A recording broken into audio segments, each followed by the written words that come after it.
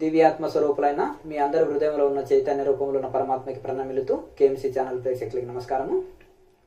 స్వామీజీ నమస్కారం. స్వామీజీ నమస్కారం అండి. స్వామి, నేను సాధనలో 75% ఉన్నా. క్రియాయోగంలోకి వస్తే మళ్ళీ 1 నుండి ప్రారంభించాలా? అంటే ఇప్పుడు మీరు ఏ రకమైన సాధనలో చేస్తున్నారు? గతంలో యోగాభ్యాసముతో కూడిన ధ్యాన యోగమా లేదా సాదా ధ్యాన యోగమా? ఇది పరిగణలోకి తీసుకోవాలన్నమాట. ఇప్పుడు మీరు గతంలో కొంత యోగాభ్యాసము పరిచయం ఉన్న వాళ్ళకైతే ఇంకా క్రియాయోగం ఇంకెక్కువ మేలు చేస్తుంది. కొంతమంది సాదా ధ్యానానికి అభ్యాసం అవుతారు, 5 నిమిషాల్లో నిద్రలోకి వెళ్ళిపోతారు. ఆ నిద్రని సమాధిగా భ్రమిస్తారు. కల వస్తే హాస్టల్ ట్రావెలింగ్ భావన చేస్తారు. ఇంకా కొంతమంది ఏం చేస్తారంటే పెద్ద వయసు వాళ్ళు కుర్చీలో కూర్చొని చేయొచ్చు, పర్వాలేదు, మినహాయించవచ్చు. కానీ కుర్చీకి మేరుదండాన్ని సపోర్ట్ తీసుకోకూడదు. మేరుదండం నిటారుగా పెట్టి కూర్చోవాలి. శరీరం సహకరించే యువకులు కూడా కుర్చీలకే అభ్యాసం అయ్యారు. ఇప్పుడు యువకులు ఉన్నారు, వాళ్ళ శరీరం సహకరిస్తుంది, వాళ్ళు చక్కగా పద్మాసనం కానీ సిద్ధాసనం కానీ చక్కటి ఆసనంలో కూర్చోనగలరు. వాళ్ళు అట్లా అభ్యాసం చేసుకుంటే ఆసన సిద్ధి కలుగుతుంది. ఇప్పుడు విదేశీయులు ఉన్నారు, వాళ్ళు సోపాలనే కూర్చుంటారు, ఆసనం వేసి చక్కగా కూర్చోలేరు. ఎందుకంటే వాళ్ళ దేశంలో అట్లే అభ్యాసం అయ్యారు కనుక. మనము చాప మీద కూర్చొని చక్కగా ఒక ఆసనంలో కూర్చోవడం మన ఇండియన్స్కి ఆటోమేటిక్గా అభ్యాసమే. ఎట్లా అభ్యాసం చేసుకుంటే అట్లా శరీర స్థితి అభ్యాసం అవుతుంది. ఆహారం కానీ, వ్యవహారం కానీ, ఆసనాలు కానీ, పద్ధతులు కానీ, ధ్యానం కానీ ఎట్లా ట్రైనింగ్ తీసుకుంటే, ఎట్లా అభ్యాసం చేస్తుంటే అది ఒక అలవాటుగా మారిపోతుంది. ఇప్పుడు కొంత దేశాల్లో రొట్టె తింటే అదే ఇంకా వాళ్ళకి ఆహారంగా మారిపోతుంది. ఇంకా కొన్ని చోట్లలో అన్నం తింటేనే ఆహారం, కొంతమంది చోట్లలో దేశాల్లో బ్రెడ్ తింటే అదే ఆహారంగా. మీరు ఎట్లా అభ్యాసం చేసుకుంటే శరీరం కానీ మనసు కానీ ఆ విధంగా తయారవుతుంది. ఇప్పుడు సర్కాసులో వాళ్ళ శరీరం స్ప్రింగ్ కాదు కదా, అట్లా అభ్యాసం చేశారు స్వామి. అది అయితే ఆ విధంగా మనం కూడా రోజు ఇట్లా అభ్యాసం చేయగా ఇదవుతుంది. శరీరం సహకరించిన వాళ్ళు చక్కగా ఆసనంలోనే చక్కగానే కూర్చోవాలి, కిందనే కూర్చోవాలి. శరీరం చక్కగా ఒక మెత్తటి దూది పరుపు వేసుకొని చక్కగా కూర్చొని ఇచ్చేయాలి. బెడ్షీట్ లాంటిది మంచిగా వేసుకొని చక్కటి ఆసనంలో సమకాయ శిరోగ్రీవం భగవద్గీతలో చెప్పినట్టు శరీరము మెడ వెన్నెముక చక్కగా పెట్టి మనసు దృష్టి భూమధ్యంలో నిలుపుకొని చక్కగా శాస్త్రీయంగా చేయాలి. ఇక శరీరం సహకరించని వృద్ధులు ఉంటే కుర్చీలో కూర్చున్నా, సోఫాలో కూర్చున్నా మేరుదండము సపోర్ట్ తీసుకోకుండా కూర్చోవాలి. ఇంకొకటి యోగాభ్యాసంతో కూడుకున్న సాధన చాలా ఉత్తమమైంది. అయితే మీరు 75%లో అని మనం చెప్పుకోవడం కాకుండా ఒక గురువు పరిశీలన చేస్తాడు.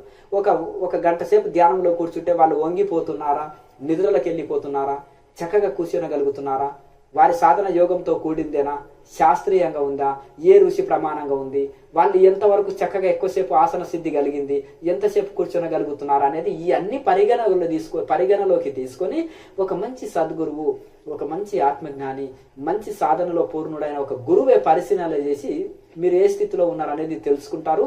వాళ్ళు తెలుసుకోలేరు, ఇంకోటి సామాన్య గురువులు కూడా తెలుసుకోలేరు ఈ విషయాన్ని. నిద్రపోయే వాళ్ళు నిద్రనే గట్టిపరుస్తారు, కానీ వాళ్ళు కళలనే గట్టిపరుస్తారు. గోడకు సపోర్ట్ తీసుకొని కూర్చున్న వాళ్ళు దాన్నే గట్టిపరుస్తారు. అదే సత్యం, అదే నిజం అంటారు. కనుక ఇప్పుడు మాంసం తినే వాళ్ళు అదే సత్యం అంటారు, అదే కరెక్ట్ అంటారు. శాకాహారాన్ని గట్టిపరుస్తారు. దీనికి అట్లాగే ఈ సాధనలు కూడా యోగంతో కూడిన ధ్యానం వాళ్ళు అదే కరెక్ట్ అంటారు ఆ గురువుజీలు. ఇక ఏది అవసరం లేదు, గోడ కానీ నిద్రపోయే గురువులు ఇదే కరెక్ట్ అంటారు. కనుక ఇది ఒక శాస్త్రీయత ఉంది, భగవద్గీత ప్రమాణం ఉంది, ఉపనిషత్తుల ప్రమాణం ఉన్నాయి, ఋషి ప్రమాణం, ఇవన్నీ పరిగణలోకి తీసుకోవాలి. ఈ క్రియాయోగంలోకి శాస్త్రీయంగా రావాలనుకున్న వాళ్ళు చక్కగా మొదటి కోర్సు ఇస్తాం ఎవరికైనా. ఇచ్చినప్పుడు ఆ పర్ఫెక్ట్ గతంలో యోగాభ్యాసం టచ్ ఉన్న వాళ్ళు, పరిచయం ఉన్న వాళ్ళు తొందరగా సాధనలో ముందుకెళ్తారు కదా. సరే పోనీ మనము కాశీ వెళ్తున్నాము, ఒక 25% వెళ్ళినాం, చాలా సమయం పట్టింది ఆ 25% వెళ్ళడానికి. ఇంకా అవతల 75% ఉంది అనుకోండి. అక్కడి నుంచి ఫ్లైట్ ఎక్కినాం అనుకో, ఇంకా త్వరగా గమ్యం చేరుతాం కదా. గతంలో తెలిసో తెలియకనో ఏదో రకమైన సాధనలు కొంత చేస్తున్నాం అనుకోండి, అది చాలా సమయం పట్టింది ఒక 25% రావడానికి. ఇక 75% మిగిలింది. అక్కడి నుంచి ఫ్లైట్ ఎక్కితే తొందరగా గమ్యాన్ని చేరుకోవచ్చు కదా. ఆ ఫ్లైట్ లాంటిదే క్రియాయోగం, ధ్యానము, మెడిటేషన్. అలాగే ఈ విధంగా మనము 75% అని మనం చెప్పుకోకుండా ఆ గురువులు పరిశీలనలు తీసుకొని ఏ స్థితిలో ఉన్నారని పరిగణలోకి తీసుకొని చెప్పగలుగుతారు. ఎవరైనా ఇప్పుడు సాధనలో మంచి పర్వాలేదు ఉన్నామంటే ఇంకా క్రియాయోగం ఎక్కువ తోడ్పడుతుంది కదా వాళ్ళకి. ఆసన సిద్ధి కలుగుతుంది, నాడి శుద్ధి కలుగుతుంది, నిద్రమత్తులోకి వెళ్ళిపోము, తొందరగా ధ్యానావస్థ కుదురుతుంది. ఇవన్నీ మనకి ఎన్నో ఎక్స్ట్రా బెనిఫిట్స్ ఇస్తుంటుంది. ఇది మోక్ష సాధన. ఆటోమేటిక్గా మనశ్శాంతి కానీ ఆరోగ్యం కానీ ఏదైనా అన్ని సెట్ అయిపోతాయి ఆటోమేటిక్గా. కనుక ఇది శాస్త్రీయంగా మొదటి కోర్సు తీసుకొని చక్కగా సాధన చేస్తున్నప్పుడు అది మనము గతంలో కొంచెం ఆ సాధన అభ్యాసం ఉన్న వాళ్ళకి, గతంలో కొంత యోగాభ్యాసం ఉన్న వాళ్ళకి ఇంకా త్వరగా ధ్యాన స్థితి కలుగుతుంది. అతి తక్కువ ప్రాణాయామాలతోటే మనోలయం జరుగుతుంటుంది. ఇంకా ఎక్కువ మేలు ఉన్నత స్థితి అందుకుంటాం కదా. ఇంకా చక్కగా సాధన చేసినప్పుడు రెండో కోర్సు కూడా అర్హత తొందరగా లభిస్తుంది కదా. అట్లా ఇవన్నీ పరిగణనలు తీసుకొని చెప్పడం జరుగుతుంటుంది. స్వామి, నేను సాధన చాలా కాలం నుండి చేస్తున్నా. క్రియలో మొదటి కోర్సు చేయాలా?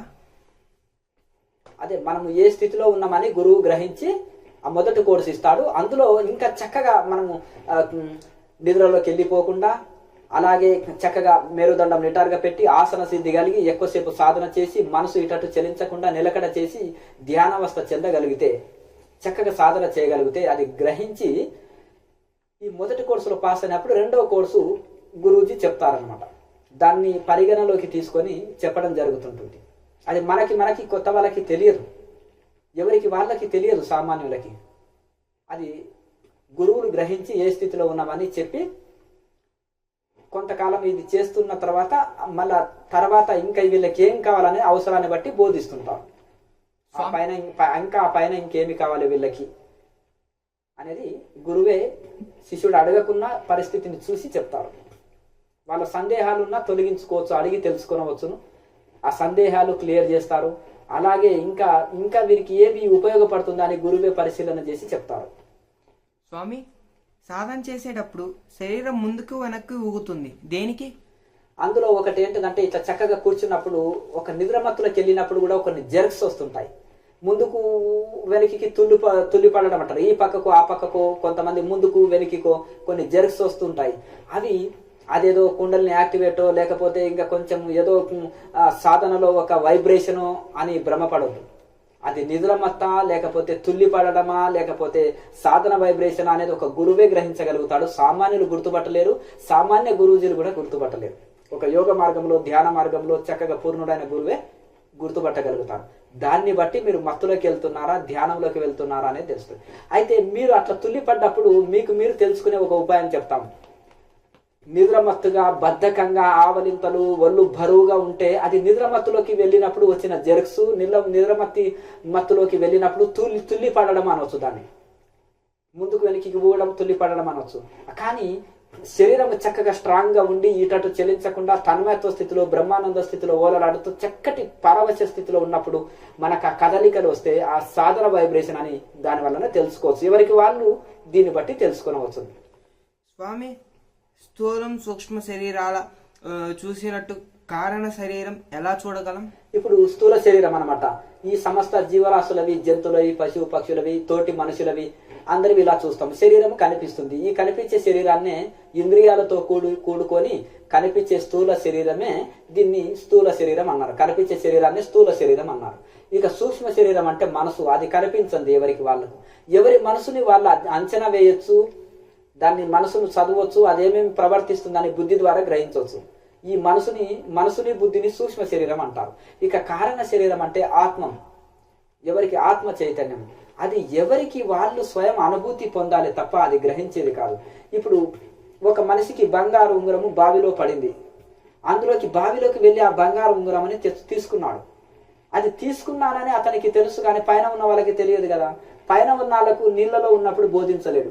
నీటి నుంచి బయటకు వచ్చినప్పుడు ఇంకో నా ఉంగరము దొరికింది, నా రింగు దొరికింది అని చూపించగలుగుతాడు. అలాగే ఆత్మ సమాధి స్థితిలో ఉన్న యోగి గాని ఆ స్థితిలో ఉన్నప్పుడు నేను ఆత్మజ్ఞానం పొందినాను, ఆత్మానుభూతి పొందుతున్నానని చెప్పలేడు. అది అవ్యక్త స్థితి. బయటకు వచ్చినప్పుడే దాన్ని కొంత వ్యక్తం చేసి చెప్పగలుగుతాడు. కానీ అందరినీ సంతృప్తి పెట్టలేడు మాటల ద్వారా. ఎందుకు మాటల ద్వారా తృప్తి పెట్టలేము? మంచి స్వీట్ తిన్నారండి, దాన్ని ఎంత వర్ణించినా గానీ చాలా రుచిగా ఉందండి, ఇది నేతి మిఠాయి అండి అని చెప్పినా ఇతరులకు అర్థం కాదు. వాళ్ళకి అది ఇచ్చినప్పుడు తిన్న తర్వాతనే వాళ్ళకి అనుభూతి చెంది వాళ్ళు తృప్తి పడతారు. అలాగే మనము ఈ ఆత్మతత్వము, ఆత్మశాస్త్రము గురించి కానీ, ఈ యొక్క ఆత్మ చైతన్యం గురించి కానీ, ఆత్మానుభూతి గురించి కానీ, బ్రహ్మజ్ఞానం గురించి కానీ ఎంత బోధించినా ప్రాథమిక స్థితిలో కానీ, మధ్యస్థితిలో ఉన్న వాళ్ళకు, కొద్ది సాధన చేసిన వాళ్ళకి కానీ ఇది అర్థం కాదు. ఇంకా సాధన చేయని వాళ్ళకు అసలు అర్థం కాదు. కానీ కొంత సాధన చేసేటోళ్ళకు కొద్దిగా అవగాహనలోకి వస్తుంది, కొంత ఒప్పుకుంటారు. ఇంకా కొంచెం ఇంకా పై స్థాయిలో ఉన్న వాళ్ళు సాధనలో ఇంకా మంచిగా ఒప్పుకుంటారు. ఇంకా పూర్తి అనుభూతి చెందిన మహనీయులకు అది ఇద్దరు చర్చ చేసుకున్నప్పుడు ఇద్దరికి అది అనుభవమే కనుక అది స్వయం ఇంకా బాగా తెలుస్తుంది. కనుక అది ఎవరికి వాళ్ళు అనుభవించేది, ఎవరికి వాళ్ళు అనుభూతి చెందేదే. కానీ ఆ కారణ శరీరం ఆత్మ చైతన్యం అనేది, ఆ కారణ శరీరం అంటే ఆత్మ చైతన్యము, దాన్ని ఎవరికి వాళ్ళు అనుభూతి చెందేదే. అది అవ్యక్తము, వ్యక్తం చేయటకు వీలు కాదు. అది ఇంద్రియాలతో తెలుసుకునేది కాదు, ఇంద్రియ అతీతము. అట్లా గుణాలకు అతీతమైంది అది.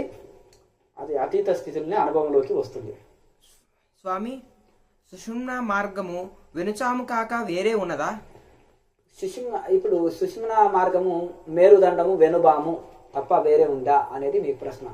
అయితే సూక్ష్మ మార్గం అంటేనే ఇడా పింగళ సుష్మన్న.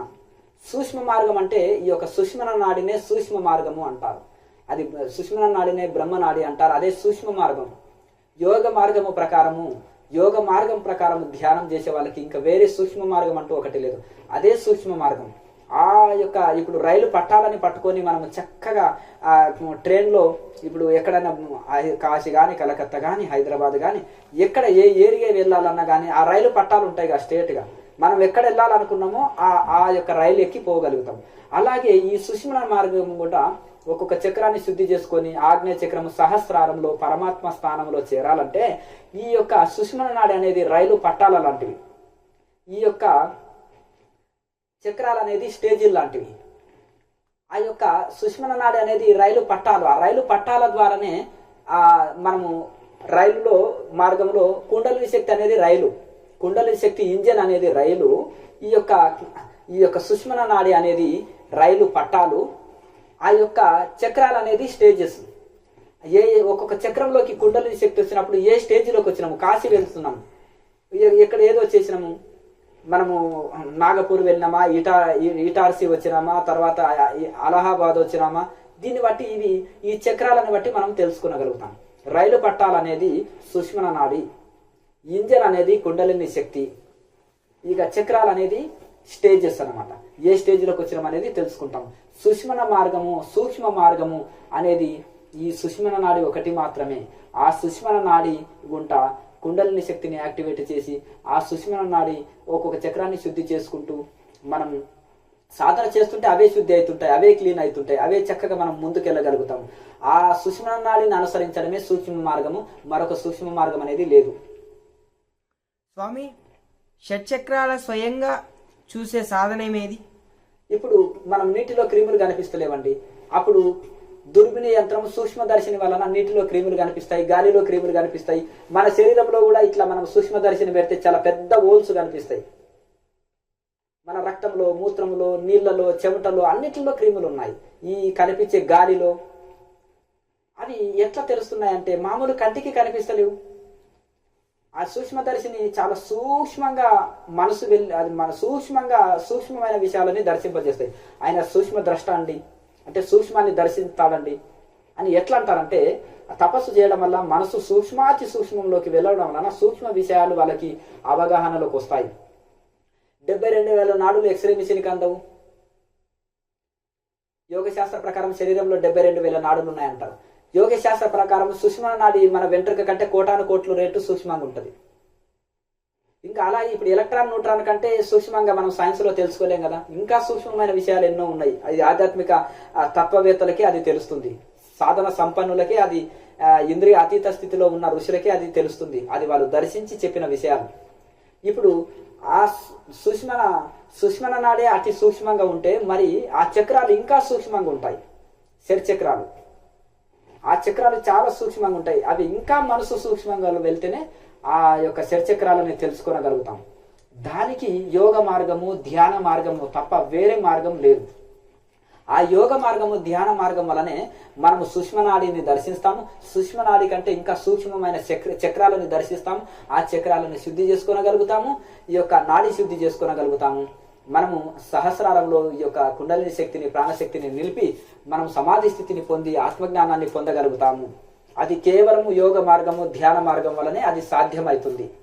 అది ఋషులందరి అనుభవము, ఉపనిషత్తు సారం. లోకా సమస్త సుఖినో భవంతు. ఓం